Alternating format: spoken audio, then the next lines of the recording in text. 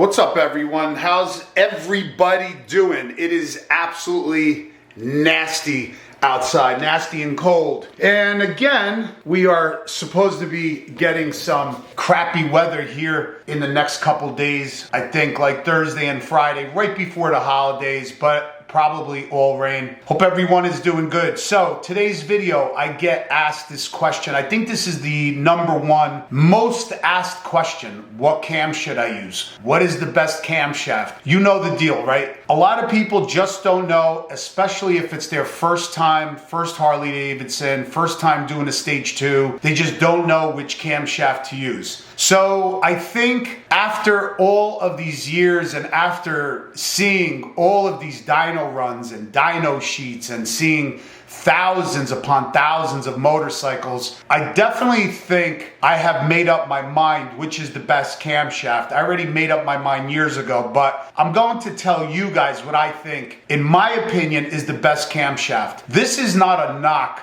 on any camshaft, because a lot of the camshafts are excellent. It all depends what you want. So if you want like low mid-range, or if you want to have a lot of power and you're up in the high RPM band all the time, you know, so there's different cams for different applications. But the one cam that I'm going to tell you guys, the holy grail of cam, and no one, I'm telling you now, I don't care who it is, no one will tell me otherwise. No one will ever change my mind. We've seen the dyno sheets, we've seen the dyno results, we've seen how the bike sounds, we see how the bike performs with this camshaft, and it is not like any other camshaft. So I'm going to tell you guys which camshaft that is here in a moment, but I just want to tell you guys a couple other things. Mad Max, if you guys are new to this channel, 2022 Road Glide Mad Max. Got the +2 on the front, +2 in the back. Got the mid controls, got the stage 2, keeping the power a little tame this time. Got the 2-into-1 Outlaw Chrome Works. Got the Kraus T-bar setup. It just handles amazingly. The bike is absolutely awesome. I love it. So anyway, going back to the camshaft, there is so many camshafts to choose from. There are a lot that are popular. You have the Woods 22X, 22XC. You have, which I've used both of them. You have the Redshift 468, which I have used. You have the Star 3030. So you have, and I'm only naming a few. So there are so many camshafts. I've probably used 6, I would say 6, 7, maybe 8 different ones in my bikes in the past. My 2018 Streetglide had the Redshift 468. My previous bikes had the Woods 22XC and X. I had the TTS 250 in silverback, but we're not going to be talking about that camshaft. So I've had many camshafts in many multiple different bikes.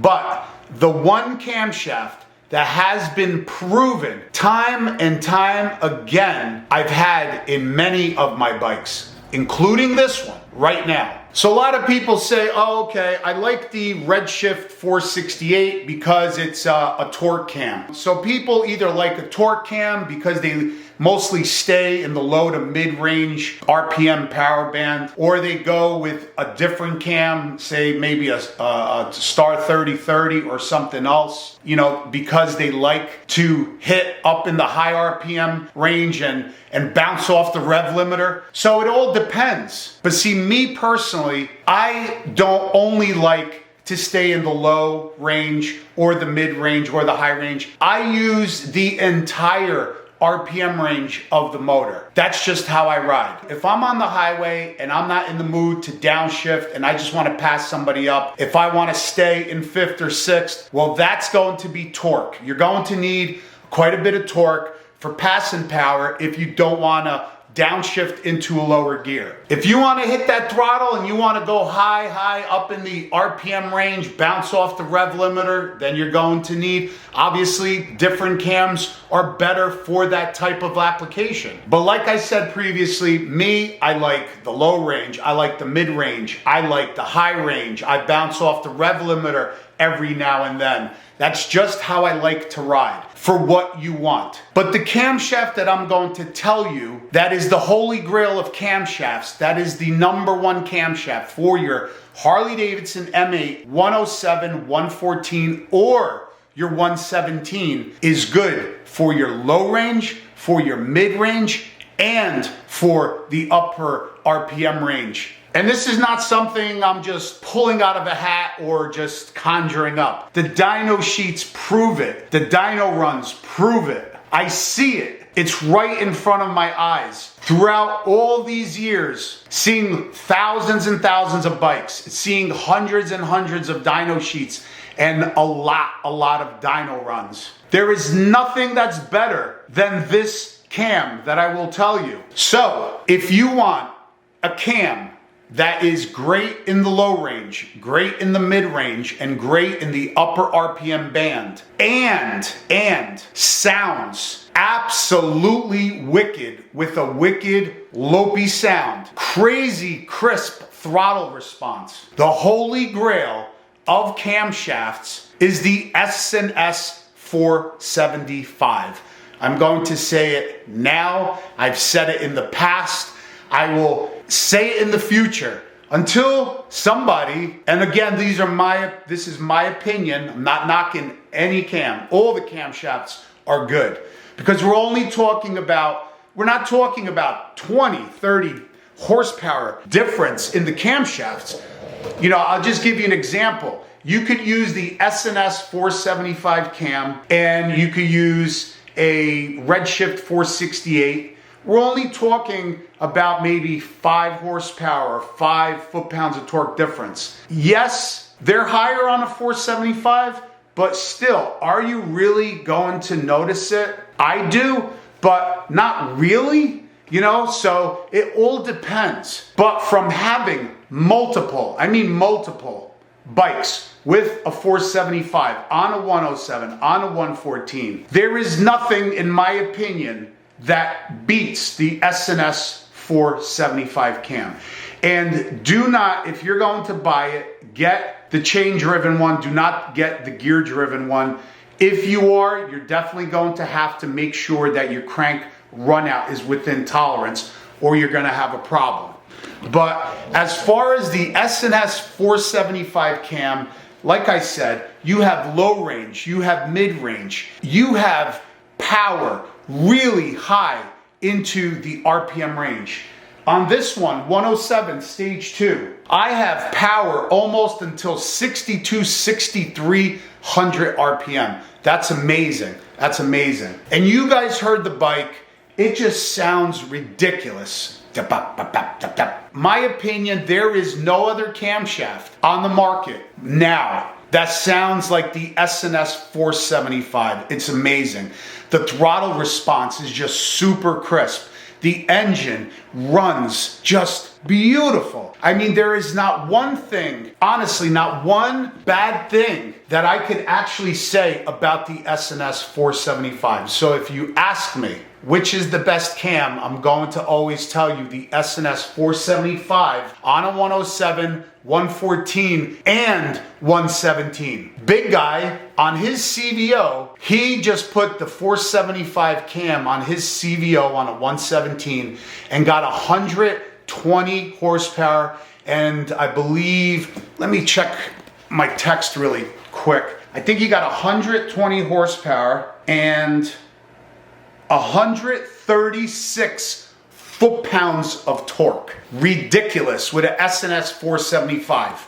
He's running different exhaust that I am, but crazy numbers. 120, 121 horsepower and 136 foot-pounds of torque on a 117. I've had all those cams that I talked about before. I've seen other dyno sheets and dyno runs with other camshafts in a 107, 114, 117, and nothing comes close to the S&S 475. It gives you just as much of torque, if not more, than the torque cams, but on top of that, it gives you the horsepower into the high RPM range. So this is like a do-it-all, like a one-all, do-all camshaft. It sounds amazing, throttle response. On a 114, you could, on a 114, you're looking at stage 2, you're looking at about 118 horsepower and almost 130 foot-pounds of torque. That's good power, really good power. All the dyno sheets that I've seen in the dyno runs, nothing comes close. But when I say close, yes, maybe I shouldn't have said that. They all come within 4, 5, 3 horsepower, 5 foot-pounds of torque, like in that range. So again, we're not talking 10, 15, 20 horsepower or 20 foot-pounds of torque difference. These are small numbers. Will you be able to feel them? A lot of people won't. Will I? Yes, I ride a lot. I felt all the different camshafts. I feel the throttle response. So as far as I go, yes, I definitely know and I feel the difference. And I wouldn't choose anything other than the S&S 475. So, I mean, I hope I answered a lot of your questions, but please feel free. If you have any questions, throw them in the comments. I'll answer them.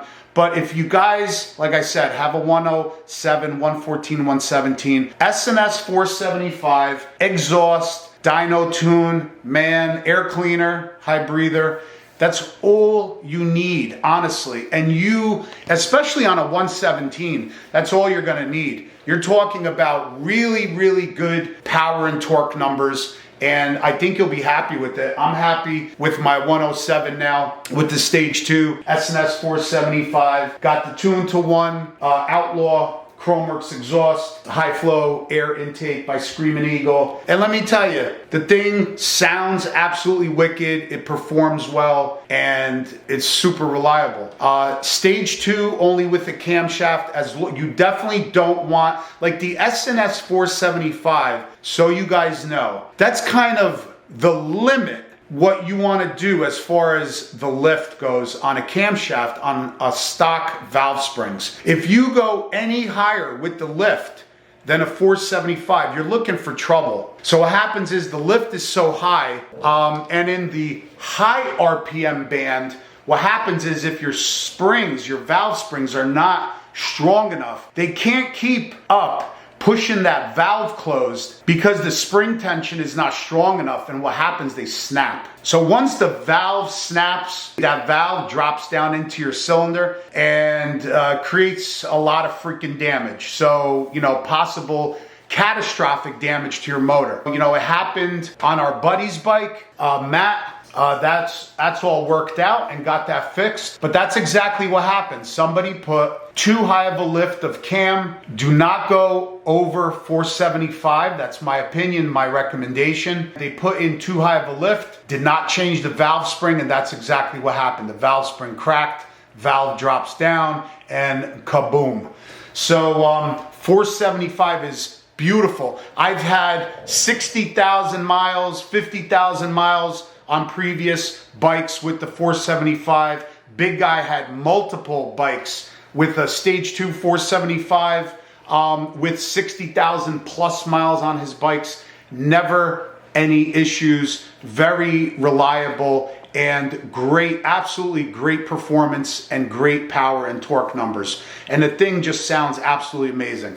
So burn that into your head, S&S 475. So this way you guys know, that is my top recommendations for camshafts for the 107, 114, 117. And you will not be disappointed, I promise you on that. Thanks for watching, guys. Like I said, hit me up in the comments, give this video a thumbs up, hit that subscribe button. A lot of you guys are watching and you're not even subscribed, or you possibly, what's happened is you have subscribed, but for some reason YouTube is like desubscribing people. I've noticed that recently in the past couple months.